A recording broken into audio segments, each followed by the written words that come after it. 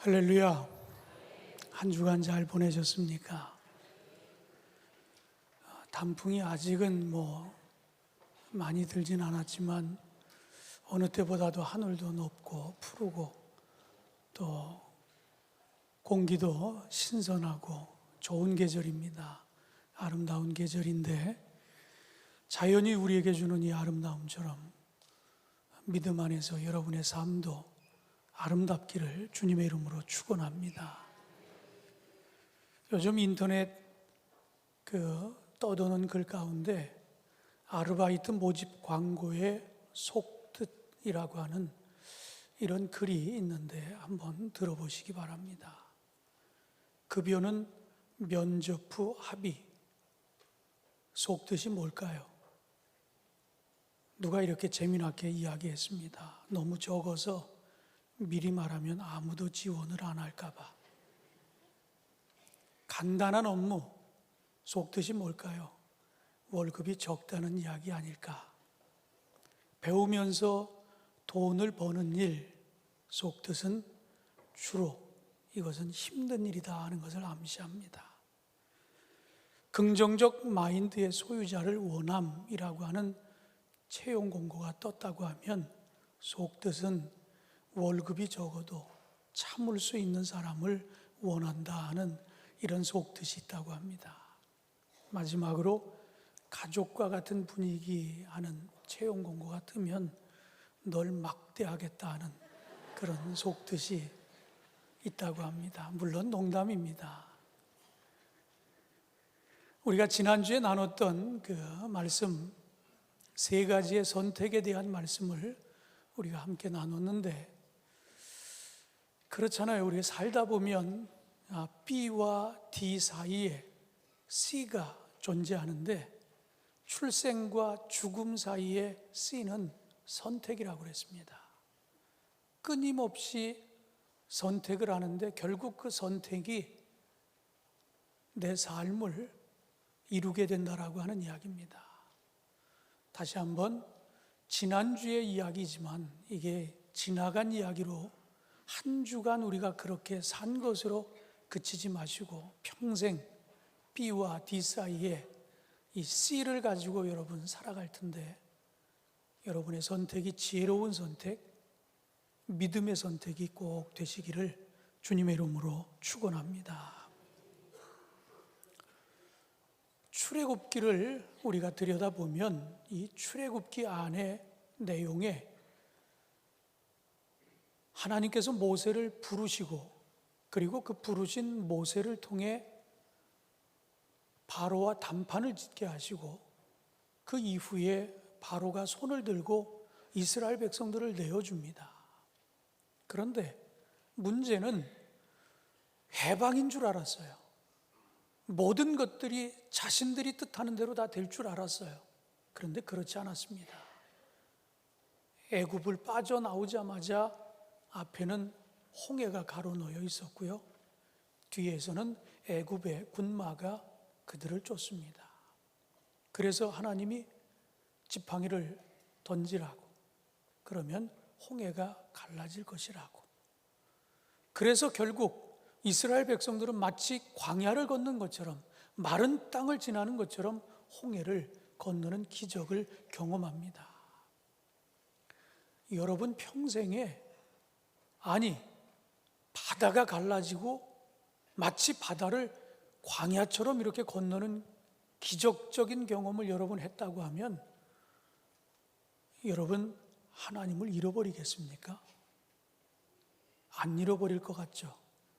그런데 그들이 신광야에 들어서자마자 어떻게 됩니까? 오늘 본문은 출애굽기 17장인데 16장에 있는 말씀을 보면 16장에는 신광야에서 그들이 배고프다고 하나님을 원망합니다. 모세를 원망합니다. 그때 하나님께서 그들에게 만나와 메추라기를 내려주셨어요. 그래서 배불리 먹게 됐습니다. 매일매일 그것을 가지고 배불리 먹었습니다. 그런데 오늘 이 본문에 보니까 그들이 신광야를 떠나서 르비딤이라고 하는 광야에 들어갔어요. 그런데 그곳에 가니까 물이 없습니다. 그래서 물 때문에 또 모세를 원망합니다. 여러분 한번 생각해 보세요.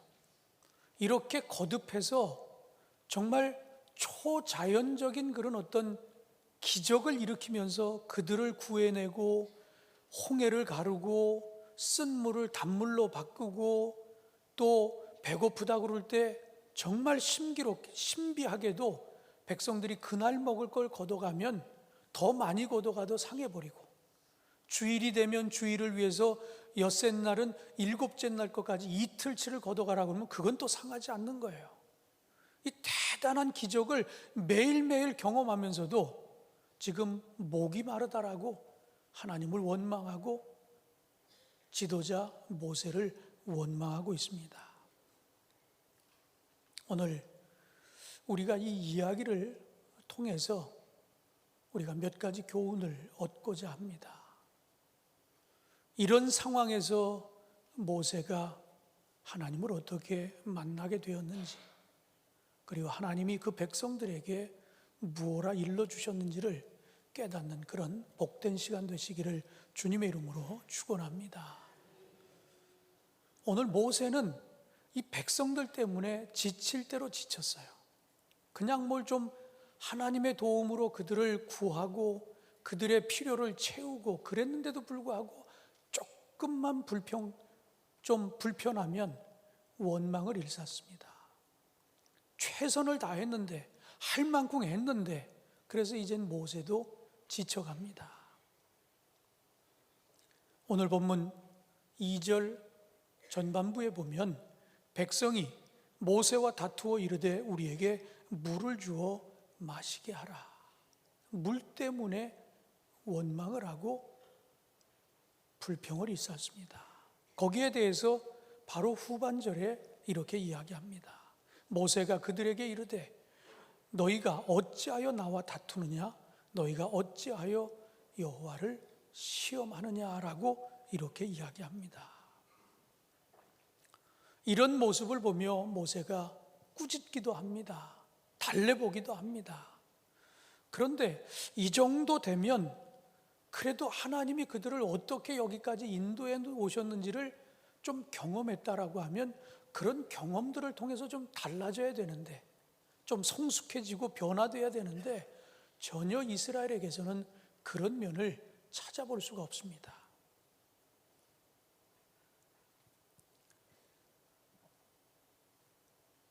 여러분도 아마 믿음 생활을 하면서 내가 이만큼 신앙생활을 하는데 왜 내게 이렇게 내 집안에 또 내 개인적으로 우환이 한 번도 거치질 않고 거듭해서 왜 이런 일이 반복되는가?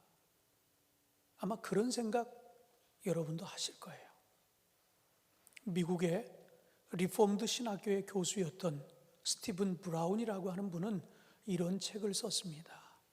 당신의 끝은 하나님의 시작입니다. 책 제목 아시겠어요? 다시 한번, 당신의 끝은 하나님의 시작입니다. 자, 한 목소리로 시작.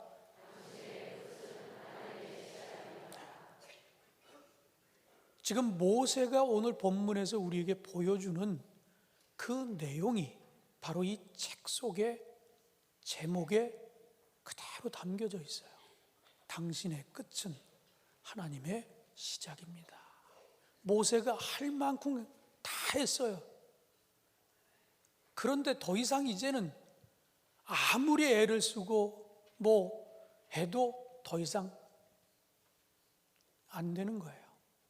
그래서 결국 하나님 앞에 다시 엎드리는 수밖에 없다라고 하는 그 순간 하나님이 모세를 만나 주십니다. 오늘 이 책 속에 그런 내용을 몇 가지 소개합니다. 한 사업가의 이야기인데, 기업을 경영하면서 자기 회사에 채용하는 모든 사람을 크리스찬만 뽑았어요. 매일 아침 기도와 예배로 하루를 시작합니다. 그리고 믿음의 기업이니까 더 잘 돼야 된다라고 생각하고 모두 열심히 노력을 했어요. 그런데 결과는 그렇게 좋지를 않았습니다. 그러니까 이럴 때 그 오너인 기업가가 어떤 생각을 하겠어요? 우리가 일반적으로 가질 수 있는 생각들입니다. 아니, 내가 이렇게까지 했는데 왜 하나님, 왜 나를 저버리십니까? 라는 그런 원망도 있을 것이고요. 그리고 이렇게 믿음의 기업이라고 세상 사람들에게 우리는 믿는 사람들만 뽑고 매일 아침 기도하고 시작하고 뭐 이랬는데 세상 사람들이 바라볼 때, 이야, 아니 하나님을 믿는다고 하면서 그렇게 믿는 사람만 뽑고 매일 예배드리고 찬송하고 기도하고, 근데 왜 그 모양 그 꼴이냐고. 그게 누구의 비난이겠어요? 자신에게만 쏟아지는 게 아니라 내가 믿는 하나님, 내가 매일 찾았던 하나님, 그 하나님 욕먹이는 것 아닙니까? 그게 너무 두려웠던 거예요.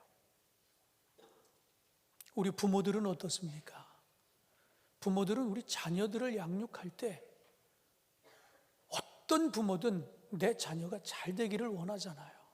그러니까 교회 나오는 부모님들은 아이를 낳으면 정말 아이들을 위해서 품에 안으며 무릎에 재우면서 아이를 위해서 축복기도 합니다. 저희 아이도 그랬어요. 중학교 때까지 저하고 같이 있었으니까 제가 아무리 늦게 들어가도 침대에 혼자 자고 있으면 가서 머리에다 손을 얹고 축복 기도를 했어요. 건강하게, 지혜롭게, 어려서부터 예수님을 닮는 그런 생명 되게 해달라고. 그렇게 집에 있는 동안, 같이 있는 동안은 제가 그렇게 아이를 위해서 축복했어요. 우리 부모도 마찬가지입니다. 우리 부모도 저희들이 어렸을 때 그렇게 저희를 길러주셨어요. 아마 여기 있는 모든 부모들이 동일한 일을 하실 거예요. 가정 예배도 드리고 아이들을 축복하기도 하고. 그런데 그렇게 아이들을 위해서 부모로서의 최선을 다했는데 청소년 시기가 되자 아이들이 엇나가기 시작합니다. 그럴 때 우리가 갖는 기분이 어때요? 하나님, 내가 이 아이를 위해서, 내 자녀를 위해서 이렇게 하나님 앞에 매달렸는데 왜 하나님 내 기도에 귀를 기울이지 않느냐고 그런 원망해 본 적 없습니까? 오늘도 저 예배 전까지 결혼을 하겠다고 인사온 그 부부가 둘이 있었어요. 제가 올라오기 10분 전까지 기도하고 상담하고 제가 조금 지쳐 있어요. 이렇게까지 해본 적은 없는데 보통 30분은 제가 쉬고 올라오는데 그냥 거의 끝까지 그냥 다 상담하고 기도하고. 결혼을 계획하고 가정을 이루는 사람들도 그렇지 않습니까? 그래도 믿음이 있다고 하면 하나님, 내 가정이 믿음의 반석 위에 세워지는 가정이 되게 해달라고. 정말 이 세상에 살면서도 천국을 경험할 수 있는 행복한 가정 되게 해달라고 성경적인 원리를 적용해 가면서 그렇게 가정을 이루어 왔는데 부부 생활이 해피하지 않아요. 결혼 생활이 별로 나아지지 않습니다. 그럴 때 그렇게 하나님 앞에 하나님을 찾고 기도했던 사람들의 마음속에 어떤 마음이 듭니까? 하나님, 내가 이렇게까지 했는데 왜 하나님 우리를 축복해 주지 않습니까? 뭐 이런 상식적으로 우리가 그런 생각들을 한 번씩 갖잖아요. 오늘 이 스티븐 브라운이라고 하는 당신의 끝이 하나님의 시작이라고 하는 이 책을 쓴 이분은 우리가 경험하는 이런 경험들을 가지고 브로큰 로프 신드롬이라고 하는 끊어진 밧줄이라고 하는 이런 이야기를 통해서 우리에게 이런 증후군이 있다라고 하는 이야기를 소개합니다. 이 증후군은 모든 사람들이 의지하는 밧줄이 있는데 그 밧줄이 끊어지는 경험을 한 사람에게 나타나는 증상이다. 어떤 사람에게는 재산이라고 하는 밧줄이 있고, 어떤 사람에게는 학식이라고 하는 밧줄이 있고, 어떤 사람에게는 명예라고 하는 밧줄이 있고, 어떤 사람에게는 미모라는 두뇌, 부모, 아내, 남편, 자녀, 애인, 이런 것이 밧줄이 되는 사람들이 있어요. 그런데 이것이 이렇게 믿었던 것들이 끊어졌을 때 나타나는 현상들, 그것을 끊어진 밧줄 증후군이라 이렇게 설명을 합니다. 그런데 크게 두 가지로 나타나는데, 믿었던, 의지했던 밧줄이 끊어지면 어떻게 됩니까? 굉장한 상실감에 빠져듭니다. 그런데 다 그런 건 아니라고 하는 것이에요. 믿었던 것들이 딱 끊어지는 순간 새로운 것이 시작되는 그런 것도 있다라고 하는 이야기입니다. 그러면서 그는 이 책에서 그런 경험들, 그런 고백들을 이 책에 담고 있어요. 모든 게 끝난 줄 알았는데 새로운 시작이 열린 그런 이야기들을 이 책에서 소개합니다. 특히 믿음을 가지고 있었던 이들이 이렇게 믿는 것이 끊어졌을 때, 기대했던 것들이 무너져 내렸을 때 특별한 경험을 하는 이들이 있다라고 하는 이야기입니다. 밧줄이 끊어진 지점에 하나님이 계심을 경험한 다양한 사람들의 이야기가 이 책 속에 소개가 되어 있습니다. 그들의 이야기는 모두가 다 동일합니다. 밧줄이 끊어진 지점에서도 여전히 하나님을 만날 수 있었다라고 하는 이야기예요. 오늘 이 본문에 등장하는 모세 역시 밧줄이 끊어졌습니다. 결국 하나님 앞에 나아갑니다. 오늘 본문 4절 말씀에 보면 모세가 여호와께 부르짖어 이르되 내가 이 백성에게 어떻게 하리이까? 그들이 조금 있으면 내게 돌을 던지겠나이다. 최선을 다했는데 어찌할 바를 모릅니다. 결국 하나님 앞에 무릎을 꿇습니다. 지금 그의 상황은 어떻습니까? 그를 둘러싸고 돌로 내려치려고 하는 이런 위기인데 그 순간에도 그는 하나님 앞에 나아갔다라고 하는 이야기예요. 사랑하는 성도 여러분, 오늘 말씀의 제목은 우리의 끝, 하나님의 시작입니다. 바로 모든 것이 끝난 줄 알았는데 그 끝에 하나님이 계셨다라고 하는 이야기예요. 우리가 지난주에 들었던 선택에 대한 말씀도 그러하지만 오늘 우리에게 주시는 이 우리의 끝이 하나님의 시작이라고 하는 말씀도 여러분 가슴에 꼭 담으시고, 이 메시지가 일주일을 위한 메시지가 아니라 여러분 평생의 메시지가 되기를 주님의 이름으로 축원합니다. 모세의 끝이 어떻게 됐습니까? 하나님의 시작이 됐다라고 하는 이야기예요. 우리가 잘 아는 가이드 포스트라고 하는 그 책에 킬링거 부인의 간증이 하나 실려 있습니다. 그 내용은 이러합니다. 그녀는 젊은 시절 백마탄 기사처럼 멋진 남자와 화려한 결혼식을 올리고 공주처럼 사는 것이 꿈이었습니다. 그러던 그녀에게 그 꿈을 실현시켜 줄 만한 남자가 나타났습니다. 결혼했습니다. 그러나 그녀의 꿈은 말 그대로 꿈일 뿐 사실이 아니라고 하는 이런 것들을 확인하는 데는 그렇게 오랜 시간이 걸리지 않았습니다. 남편이라는 사람은 막상 결혼해 보니까 일말의 양심도 인격도 찾아볼 수 없는 형편없는 사람이었습니다. 비참하고 힘겨운 결혼 생활을 견디다가 결국 그녀는 이혼을 결정합니다. 이혼을 하고 1년이 지난 이후에 자신의 삶을 돌아보니까 가족 관계가 다 깨어졌습니다. 친구들과의 관계가 다 깨어졌습니다. 뿐만 아니라 경제적으로도 아주 비참한 지경에 놓이게 됐어요. 결국 그녀는 이렇게 힘들게 사느니 극단적인 결정을 내립니다. 자살을 해야 되겠다. 그리고 자신의 과거를 정리하기 위해서 자신의 그 살림살이를 정리하고 처분하려고 뒤지다가 책장 속에서 초등학교 다니는 딸의 과제물을 발견하게 되어집니다. 그 과제물을 보니까 노트에 사진 하나를 붙여놓고 그 사진의 의미를 이렇게 설명하고, 그 다음에도 그래서 매년 1년에 한 페이지씩 사진 하나 설명, 사진 하나 설명, 근데 8번째 페이지에 딱 넘어갔는데 사진은 없고 딱 한마디 써 있는데 그녀의 딸이 마지막 페이지에다가 end, 끝이라고 이렇게 써놓은 거예요. 근데 그것을 보는 순간 그 위에 그 숙제를 검사했던 선생님이 코멘트를 이렇게 써놨습니다. 끝이라고 하는 이 단어 위에다가 아주 붉은 글씨로 크게 Your beginning, 너의 시작이다 라고 이렇게 코멘트를 해주신 거예요.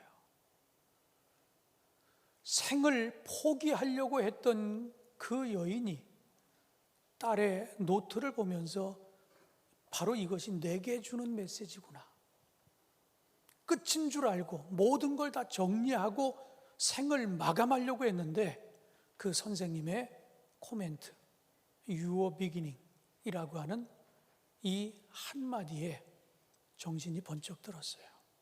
그래, 이게 끝이 아니라고 하는 것을 알게 됐습니다. 그리고 결국 그녀는 불행을 딛고 다시 삶의 의욕을 갖고 행복을 찾는 여행을 시작했다라고 하는 이야기예요. 아마 여러분도 이 여인과 같은 이런 생각들, 이런 경험들 아마 과거에, 아니 지금 그 길을 걷는 분들도 혹시 있을는지 모르겠습니다. 그런데 그런 분들에게 오늘 우리에게 주는 메시지가 뭡니까? 우리의 끝은 하나님의 시작입니다. 이게 오늘 우리에게 주는 메시지예요. 모세의 끝은 하나님의 시작이 되었습니다. 우리가 잘 아는 하나님이 어떤 하나님인가? 출애굽기에 보면 출애굽기 2장 23절로 25절에 여러 해 후에 애굽 왕은 죽었고 이스라엘 자손은 고된 노동으로 말미암아 탄식하며 부르짖으니 그 고된 노동으로 말미암아 부르짖는 소리가 하나님께 상달된지라. 하나님이 그들의 고통 소리를 들으시고 하나님이 아브라함과 이삭과 야곱에게 세운 그 언약을 기억하사 하나님이 이스라엘 자손을 돌보셨고 하나님이 그들을 기억하셨더라. 출애굽기 3장 7절에 보면 여호와께서 이르시되 내가 애굽에 있는 내 백성의 고통을 분명히 보고 그들이 그들의 감독자로 말미암아 부르짖음을 듣고 그 근심을 알고라고 하는 이 말씀을 쭉 종합해 보면 이스라엘 백성과 함께 하셨던 하나님이 어떤 하나님인가라고 하는 것을 분명히 우리에게 이야기해 줍니다. 신음에도 고통에도 함께 하셨던 하나님, 그 신음과 같은 작은 소리에도 귀를 기울이시는 하나님, 그냥 듣고 외면한 것이 아니라 반응하시는 하나님이라고 하는 사실을 우리가 출애굽의 여정에 이스라엘 백성과 함께 하셨던 하나님의 모습 속에서 이를 발견해 볼 수 있습니다. 지금 그들은 르비딤 광야에 와 있습니다. 그런데 거기에 물이 없는 것 때문에 모세를 원망하고 돌을 들어 모세를 치려고 합니다. 이 장면은 모세가 지금 고립되어 있다라고 하는 이야기예요. 누구의 도움도 받지 못하고 홀로 그동안 하나님이 주신 명령을 잘 수행해 왔는데 이제 더 이상 어찌할 바 모르고 하나님 앞에 무릎 꿇고 있는 그런 모습인데 보니까 백성들이 원망하고 돌을 들고 그를 내려치려고 하는 이런 고립 상태에 놓여져 있습니다. 이때 하나님이 주신 메시지입니다. 하나님은 장로들을 데리고 호렙산으로 가라 명하십니다. 그리고 그 호렙산에 하나님은 모세 앞에 계실 것이라고 약속하십니다. 그리고 그곳에서 반석을 치면 물이 나올 것이라고 말씀하십니다. 모세에게 두 가지 고민이 있었어요. 하나는 고립의 문제입니다. 홀로 그동안 이 모든 것들을 수행해 왔거든요. 그런데 하나님이 들려주신 말씀이 뭡니까? 나 혼자 끝까지 달려와서 이제 끝이라고 생각했는데 그때 하나님이 말씀하시는데 호렙산에 갈 때 혼자 가라고 하지 않았어요. 장로들을 데리고 호렙산으로 가라. 하나님이 그를 아신 거예요. 그가 고독해하고 그가 외로워하고 홀로 수행하면서 지친 것을 아셨던 하나님은 섬세하게도 이제 너 혼자 하지 말고 장로들과 함께 호렙산으로 가라, 그렇게 명하시고 있어요. 고립에 있었던 그를 하나님께서 원군을 보내주시며 도울 이들을 그에게 보내주셔서 그 고립을 피하게 하셨습니다. 출애굽기 17장 5절 말씀에 여호와께서 모세에게 이르시되 백성 앞을 지나 이스라엘 장로들을 데리고 나일강을 치던 네 지팡이를 손에 잡고 가라. 아주 분명하게 장로들을 데리고 가라. 그리고 갈 때 내 손에는 네 지팡이를 꼭 잡고 가라고 그렇게 말씀하고 계십니다. 두 번째 그의 문제가 뭐였습니까? 호렙산. 그 호렙산이 어떤 산입니까? 그가 처음 하나님을 만난 곳, 하나님으로부터 이스라엘 백성들을 구하라고 그 사명을 받았던 것이 호렙산입니다. 그런데 하나님이 다시 그리로 가라, 그렇게 명하고 계십니다. 17장 6절 전반에 보면 내가 호렙산에 있는 그 반석 위 거기서 내 앞에 서리니 너는 그 반석을 치라. 그곳에서 물이 나오리니 백성이 마시리다. 결국 하나님을 경험한 그 장소로 다시 돌아가라, 그렇게 말씀하시면서 결국 모세가 생각할 때는 내 역할이 여기까지인가 보다라고 끝이라고 생각했는데 하나님이 그곳에서 나타나시더니 내가 너를 처음 부르고 만났던 그곳에 내가 먼저 가 있을 테니까 그곳으로 오라고 초청하고 계십니다. 결국 문제를 통해 새로운 길을 열어주시고 인도하시는 하나님의 모습을 우리가 여기서 만날 수 있습니다. 결국 모세가 가지고 있었던 문제들을 일거에 해결해 주십니다. 혼자 수행했던 것을 아시고 장로들을 붙여 그 일을 같이 행하라 말씀하셨어요. 그리고 처음 하나님의 능력을 경험했던 그곳에 다시 세워 그 주셨던 사명, 그 능력을 그에게 다시 부어주시겠다라고 그를 그리로 초청하고 계십니다. 사랑하는 성도 여러분, 모세가 끝이라고 생각하고 하나님 앞에 엎드렸더니 하나님이 그의 기도에 응답해 주셨습니다. 여러분도 끝이라고 생각하는 그 자리에서 하나님을 만나는 시점이 되기를 바라고 신음에도 응답하시는 하나님의 놀라운 능력을 경험하는 여러분 되시기를 주님의 이름으로 축원합니다. 끝으로 하나님께서 왜 모세에게 네 지팡이를 가지고 그리로 가라고 그렇게 명령하셨을까요? 출애굽기 17장 5절 후반부에 보면 나일강을 치던 네 지팡이를 손에 잡고 가라 그렇게 명하고 계세요. 나일강을 칠 때 어떤 일이 벌어졌습니까? 강물이 핏물이 됐어요. 그 능력을 경험했던 그 지팡이 늘 그의 손에 들려 있어요. 그건 분명 모세의 겁니다.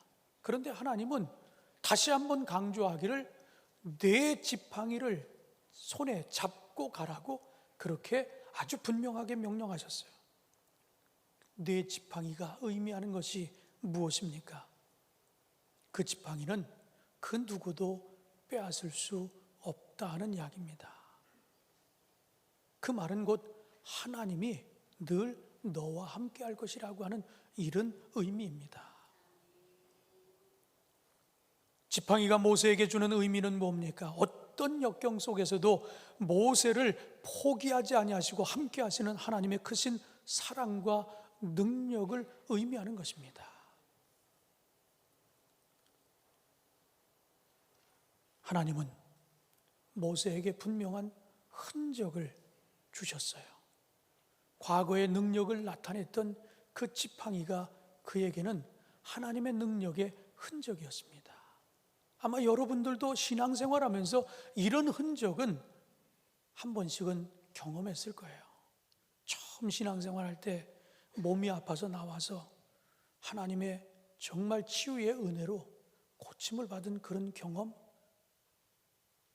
또 경제적으로 굉장히 어려웠는데 하나님께서 도우셔서 그런 것을 극복했던 경험, 자녀의 문제, 직장의 문제, 사업의 문제, 관계의 문제, 아마 여러분들 그런 경험들을 분명히 하셨을 거예요. 그런데 문제는 우리가 그런 것들을 잃어버리고 살아가고 있다라고 하는 겁니다.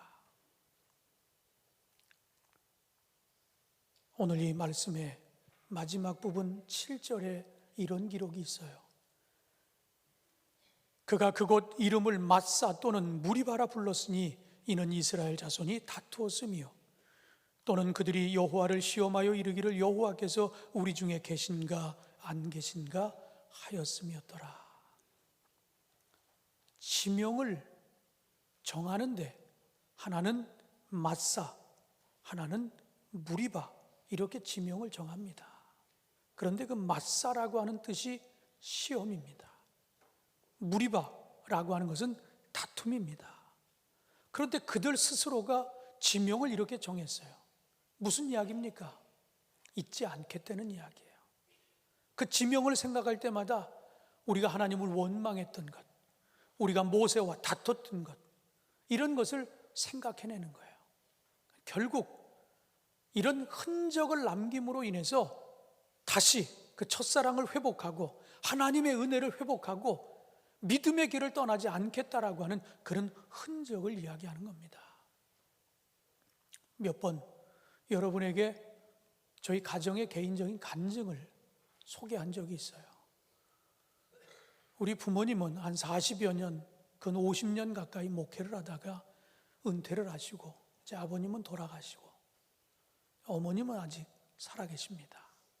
그런데 그 어머니가 은퇴하고 우리 가족들을 불러놓은 자리에서 노트를 하나 이렇게 펼쳐놓으셨어요.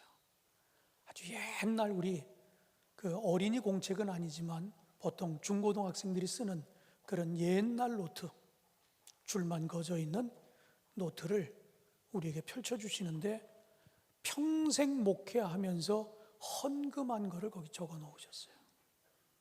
11조가 몇백 원서부터 시작해서 몇천 원, 몇만 원, 몇십만 원 이렇게 되는 그런 11조서부터 교회가 땅을 살 때, 교회가 교회를 질 때, 교육관을 질 때, 이럴 때 특별한 헌금을 어떻게 했는지, 우리 가정에 무슨 일이, 좋은 일이 있을 때 감사 헌금을 어떻게 해왔고, 어디 선교할 때 선교 헌금은 어떻게 했고, 그걸 다 40여 년 동안 하나의 노트에다 그걸 적어 놓으신 거예요. 저는 여러분에게도 좀 이런 헌신의 노트가 필요하다라고 생각합니다. 정말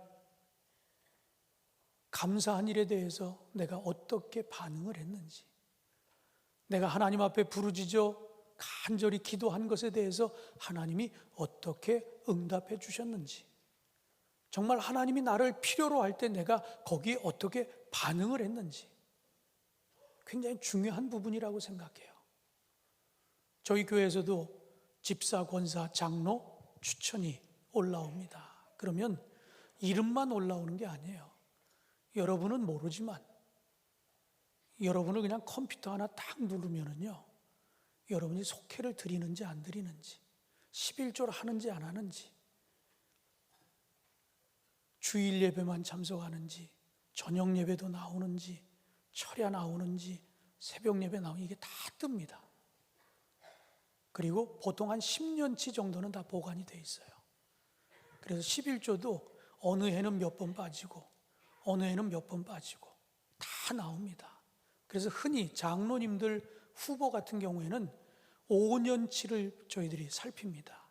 그런데 5년치 중에 11조가 한 번 빠졌어도 그분은 장로 자격을 상실해요. 교회가 주차장을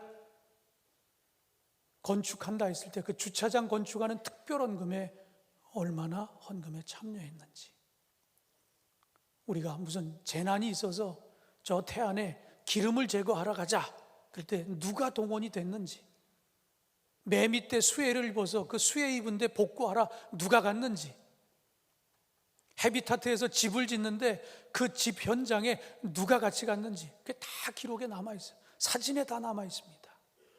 그러니까 그런 것들이 이런 정도라면 권사가 될 수 있고 이런 정도라면 장로가 될 수 있구나라고 하는 그런 기준이 다 있는 거예요. 그냥 주먹구구로 하는 게 아닙니다. 그런데 그걸 보면 여러분들은 한 줄로 알지만 그냥 모르고 지나가는 경우가 있어요. 그래서 저는 여러분들에게 노트를 꼭 메모하는 습관을 가지라 하는 말씀을 드립니다. 여러분, 연말 아니면 명절이 있으면요, 여러분이 늘 내던 똑같은 11조가 줍니다. 무슨 얘기겠어요? 명절 지키기 위해서 11조 덜 내고 그거로 명절 지킨다는 그런 이야기입니다. 저는 주한교회에서 50년 있었잖아요. 목사로 30년 있잖아요. 그것만 딱 봐도 이 사람이 지금 11조를 정상적으로 했는지 안 했는지 압니다. 이분이 성가대를 몇 년을 했는지, 교사를 몇 년을 했는지, 전도단에서 몇 년을 봉사했는지, 여선교회 임원이 돼서 몇 년을 다 나와 있거든요. 그래서 여러분 꼭 기록해 보세요. 그러면 신앙이 발전합니다. 11조를 내가 금년에 10만 원을 했다고 쳐보세요. 내가 더 열심히 살아서 하나님의 일에 조금 더 내가 더 헌신해야겠다. 노력하다 보면 그게 결국은 하나님 앞에 드리는 것보다 내 삶의 축복으로 주어지는 게 얼마나 많겠어요. 금년에 내 사업의 목표가 여긴데 내년에는 몇 프로 해서 또 올려놓고 결국 그런 것들이 여러분의 삶을 보다 나은 삶으로 이끌지 않나. 그런 모습을 바라보는 여러분의 자녀손들이 여러분을 닮아가고, 그 모습이 지금의 주한교회입니다. 90여 년 동안 5대째, 이제 아마 조금 있으면 6대가 열릴 겁니다. 3대, 4대씩 이 교회를 섬기는 가정들이 부모가 그런 모습을 보였기에 자녀들이 이 자리를, 그리고 그 후손들이 이 자리를 저는 지키고 있다고 생각합니다. 이런 아름다운 전통이 우리 주한교회 안에서 우리 주님 오시는 그날까지 계속될 수 있기를 주님의 이름으로 축원합니다. 기도하시겠습니다. 하나님, 우리의 끝이 하나님의 시작이라고 하는 말씀, 평생 신앙생활하며 우리 가슴에 새기게 하여 주옵소서. 힘들고 어려워도 주님은 우리와 늘 함께 하셨다라고 하는 사실, 우리의 신음에도 들어주시고 반응하시는 하나님임을 우리가 깨닫게 하여 주시고 늘 주님과 함께하는 삶, 그래서 주님의 축복을 누리는 삶 살아가게 하여 주시옵소서. 예수님의 이름으로 기도하옵나이다. 아멘.